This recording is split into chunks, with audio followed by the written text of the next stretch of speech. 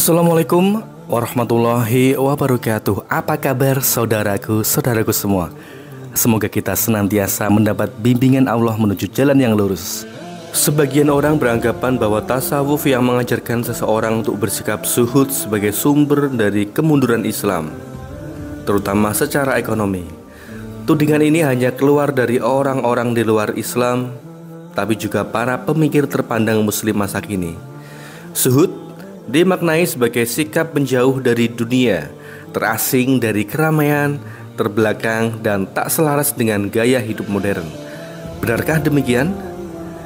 Dalam surat Al-Qasas ayat 77, Allah Subhanahu wa taala berfirman, "Dan carilah pada apa yang telah dianugerahkan Allah kepadamu kebahagiaan negeri akhirat, dan janganlah kamu melupakan kebahagiaanmu dari kenikmatan duniawi, dan berbuat baiklah kepada orang lain sebagaimana Allah telah berbuat baik kepadamu, dan janganlah kamu berbuat kerusakan di muka bumi.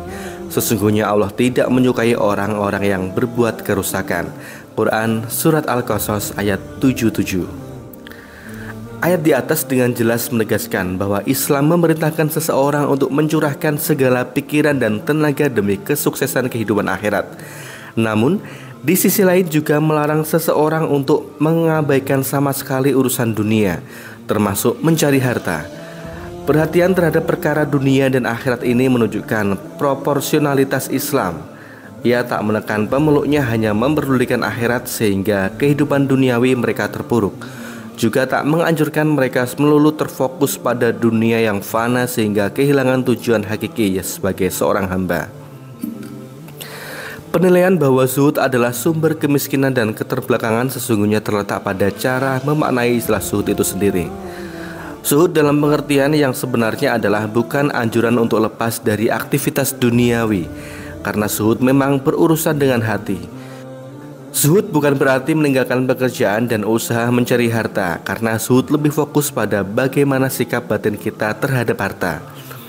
Islam adalah agama fitrah, artinya segenap ketentuannya tak akan mengingkari sifat alami manusia. Islam memahami karakter dasar manusia yang membutuhkan harta, karenanya dihalalkan bagi mereka bekerja dan mencari harta.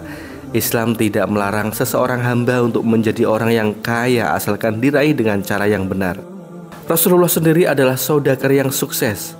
Para sahabat di zaman beliau juga tak sedikit yang berlimpah harta. Dengan harta, umat Islam justru lebih mudah untuk bersedekah kepada saudaranya. Dengan kekayaan, umat Islam juga cenderung lebih gampang mengatasi permasalahan dunianya. Bekerja merupakan kegiatan penting untuk menunjang keberlangsungan hidup manusia. Dengan wasilah bekerja, aneka kebutuhan hidup manusia dapat terpenuhi dan siklus kehidupan pun bisa berjalan dengan normal. Selain itu, bekerja pun bisa bernilai ibadah jika memiliki tujuan atau niat yang baik, misalnya untuk menafkahi keluarga. Islam tidak melarang umatnya untuk bekerja, adapun yang dilarang adalah hubud dunia atau mencintai dunia. Masalah hubud dunia tidak bisa diukur dengan materi karena hubud dunia masuk kategori penyakit hati yang sulit dideteksi dengan pandangan lahir. Hubud dunia atau cinta dunia merupakan salah satu penyakit hati. Selama ini, hubud dunia selalu diidentikan dengan orang yang kaya, sementara orang yang miskin dianggap tidak terkena penyakit ini. Karena sifatnya penyakit ini, maka sifat ini bisa menghinggapi siapa saja, baik orang kaya maupun orang yang miskin. Kisah Syekh Abu Hasan As-Sadili, salah satu waliullah yang memiliki harta banyak tetapi tidak cinta dunia. Hartanya digunakan untuk jalan Allah. Hasan Al-Sadili merupakan ulama yang lahir di Tunisia dan meninggal di Mesir. Ia memiliki murid sekitar 6.000 yang semuanya ditanggung kebutuhan hidupnya. Gaya hidup Syekh Hasan As-Sadili juga sangat mewah untuk ukuran waktu itu. Ia selalu berganti pakaian baru setiap hari, memakai minyak wangi mahal, dan mengendarai kereta yang ditarik 2 ekor kuda besar. Suatu hari, ada santri dari Tunisia yang akan bersilaturahmi dengannya. Setelah menempuh perjalanan jauh, sampailah di Mesir dan terkejutlah ia ketika melihat rumah Syekh Hasan yang besar dan gaya hidupnya yang mewah. Pembantunya saja ada 16 orang. Tidak sesuai dengan gambarannya sebagai seorang wali yang menjalani hidup sederhana apa adanya. Wali kok hidupnya mewah banget? Nah, begitulah pikirannya dalam hati. Akhirnya Tujuannya untuk bertemu dengan Syekh Hasan As-Sadili tercapai.